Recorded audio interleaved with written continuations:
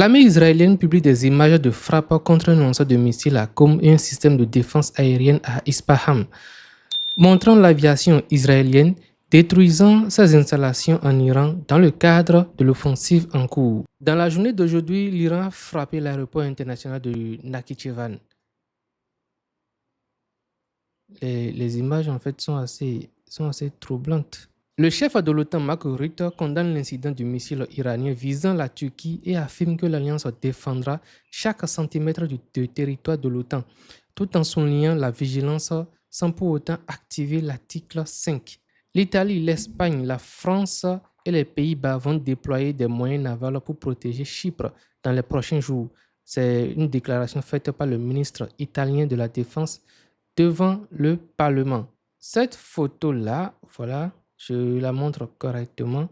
C'est une photo satellite qui montre que la base de missiles de Kemasha en Iran a été presque entièrement détruite après des frappes, avec la majorité des bâtiments rasés et des dommages visibles autour des installations souterraines. J'agrandis légèrement pour qu'on puisse clairement voir la différence entre le avant et le après. L'armée de l'air, l'US Air Force, aurait frappé une installation d'enrichissement d'uranium souterraine à Boukan, en Iran. Le site a complètement été détruit et plusieurs scientifiques nucléaires iraniens auraient été anéantis, selon les rapports non encore confirmés. On est en train d'observer là une salle de missiles en fait tombée sur le site en question et une continuité d'explosion. Le ministre italien de la Défense, Guido Crosetto, annonce le déploiement d'une force multidomaine au Moyen-Orient, incluant des systèmes de défense aérienne pour contrer drones et missiles en coordination avec l'Espagne et la France pour soutenir Chypre. Ça, c'est un complément de l'actualité qui vient de passer par rapport à ce paramètre-là. Kim Jong-un affirme que le récent test nucléaire, parce qu'il a effectué un récent test nucléaire juste après le début des hostilités entre les USA et l'Iran. Il affirme que le récent test nucléaire nord-coréen était à des fins pacifiques, qu'il ne menace personne, mais avertit que tenter de capturer la Corée du Nord comme au Venezuela serait jouer avec le feu. Ce que j'aime chez ce gars, c'est qu'il ne laisse passer aucune occasion de faire savoir qu'il a la possibilité de se défendre et qu'il le fera sans hésiter, sans attendre forcément l'approbation d'un quelconque partenaire. Donc, si on l'attaque, il va répondre. En complément de l'actualité liée à l'attaque qui a eu lieu sur le complexe sportif Azadi, on a ceci qui dit « Des frappes américano-israéliennes ont touché le complexe sportif Azadi à Téhéran, détruisant la salle intérieure de 12 000 places et provoquant toits effondrés, débris et fumée sur le site. » Là, on peut voir clairement l'ampleur des dégâts. Ça, c'était à quoi ressemblait en fait le site avant. Et ça, c'est à quoi ça ressemble actuellement avec un important taux de dégâts. Ce n'est pas négligé. L'Azerbaïdjan ferme son espace aérien sud près de l'Iran pendant 12 heures.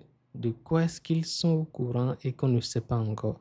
Je vais me tâcher en fait de vous faire un retour rapide par rapport à cette information qui circule. Viktor Orban affirme que la Hongrie brisera par la force le blocus pétrolier ukrainien, promettant que l'énergie hongroise circulera de nouveau bientôt via l'éléoduc Druzhba. Keir Starmer annonce l'envoi de 4 chasseurs Typhon supplémentaires au Qatar pour renforcer la présence militaire britannique face aux tensions avec l'Iran. Qu'un expert saoudien confirme à Al Arabiya l'arrestation d'agents du Mossad en Arabie Saoudite et au Qatar.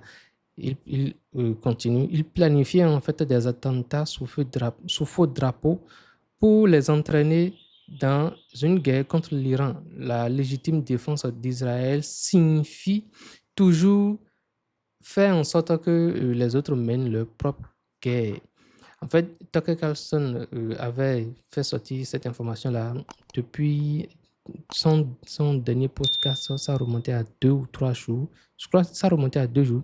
Et il disait clairement que l'Arabie Saoudite et le Qatar avaient stoppé des agents du Mossad, en fait, qui planifiaient des attentats. Mais ça restait encore à confirmer. Là, maintenant, la confirmation est faite et on se rend en fait compte que c'est peut-être une stratégie qui a déjà servi à de nombreuses reprises par le passé, mais dont on n'est pas forcément au courant. Bon, voilà, les vraies informations commencent par sortir et le monde saura tout. Chris Van Hollen, il déclare Netanyahou a dit récemment qu'il attendait ce moment avec l'Iran depuis 40 ans. Il lui a fallu 40 ans pour trouver un président un président américain assez stupide pour entraîner l'Amérique dans cette guerre. Leur démocratie là, ça continue toujours de m'étonner en fait. Ils ont cette possibilité-là de s'exprimer. Leur liberté d'expression est tellement poussée qu'ils peuvent s'en prendre directement, verbalement à leur président, sans risquer en fait une quelconque sanction de la part de l'autorité en question. Alors, il aurait fallu plusieurs pertes de vies humaines en Israël. L'interview d'une réfugiée israélienne en Jordanie, on nous disait que le guide qui a été éliminé était un barbare. On nous répétait que s'il était éliminé, tout redeviendrait normal, que ses partisans seraient anéantis et que la paix reviendrait, On serait en sécurité sans aucune menace. Mais aujourd'hui, nous découvrons une autre réalité. Certains affirment même qu'il était plus humble que celui qui est aux commandes actuellement. Nous avons tout perdu, nos maisons, nos avenirs et nos proches. Il ne nous reste que l'espoir que la paix revienne vite. On a quand même l'impression que parmi entre le guide actuel et l'ancien guide qui était aux commandes, l'ancien guide était beaucoup plus clément, beaucoup plus diplomatique en fait. Lui, il suffit en fait que l'Iran réponde à quelques frappes de la part de l'entité et que Donald Trump revienne en trombe demander une négociation, bien qu'il se retrouve autour d'une table de négociation et qu'il accepte. Mais là, le nouveau guide, en fait, lui, dit qu'il connaît que la voix des armes et que celui avec qui il pouvait parler, ils l'ont éliminé. Que lui, il s'en fout. Il va répondre à chaque fois qu'il sera attaqué. C'est assez, c'est assez chaud, hein, les gars. Alors, le général iranien Heydari avertit que les troupes américaines n'ont que 2 options possibles. Il dit, je cite, « Ceux qui se trouvent dans le golfe Persique serviront de nourriture aux créatures marines ou bien ils rentreront chez eux dans des cercueils. » Le ministre français des Affaires étrangères, Jean-Noël Barrot, s'est entretenu par téléphone avec son homologue iranien Abbas Araghchi et a annoncé le Quai d'Orsay. Lors de cet échange, il a condamné les frappes iraniennes et réaffirmé l'attachement de la France à la stabilité du Moyen-Orient. Il a également exprimé la préoccupation constante de la France concernant le sort des ressortissants détenus en Iran et a appelé à leur libération immédiate et inconditionnelle. La Russie et ses partenaires feront tout pour faciliter la création d'un climat qui rendra impossible une opération contre l'Iran. Ce sont les propos de Lavrov, ministre des Affaires étrangères russe. Il a noté que les partenaires stratégiques de la Russie souffrent des actions des États-Unis et d'Israël. C'est ce qu'il a précisé. Ensuite, la Chine va augmenter son budget de défense de 7% en 2026 pour atteindre environ 277 milliards de dollars dans le cadre de son plan de modernisation militaire d'ici 2035. Le Premier ministre chinois a déclaré que Pékin développera des capacités de combat avancées et a promis de lutter résolument contre toute tentative d'indépendance de Taïwan. Alors, la Chine stoppe les exportations de diesel et d'essence. Le gouvernement chinois ordonne à ses plus grands raffineurs d'arrêter immédiatement toutes les exportations de diesel et d'essence. ils doivent cesser de signer de nouveaux contrats et tenter d'annuler les cargaisons déjà programmées. Cause escalade de la guerre au Moyen-Orient et perturbation du brut via le détroit d'Ormuz. Kérosène, aviation et fuel, et pétrole maritime épargné. OK. Et il ne faut pas qu'on oublie, il y a Vladimir Poutine qui est en train de se demander actuellement s'il ne devrait pas stopper ses exportations avec l'Occident, avec l'Europe en particulier, puisqu'il a cette possibilité-là de redéfinir sa stratégie économique et d'avoir beaucoup plus de profit s'il choisissait un nouveau marché. Donc, le prix de l'essence risque d'augmenter considérablement d'ici quelques jours si la situation continue. Le prix dans les stations peut considérablement augmenter. Une autre guerre s'est déclarée. Le Pakistan et l'Afghanistan s'affrontent en ce moment. Le conflit qui dure depuis 7 jours a fait au moins 42 civils éliminés et 104 blessés du côté afghan. Le Pakistan a annoncé une guerre ouverte contre l'Afghanistan et a bombardé Kaboul. Le gouvernement pakistanais accuse le gouvernement afghan d'abriter les combattants du TTP, voilà les talibans pakistanais responsables d'attentats meurtriers sur son sol.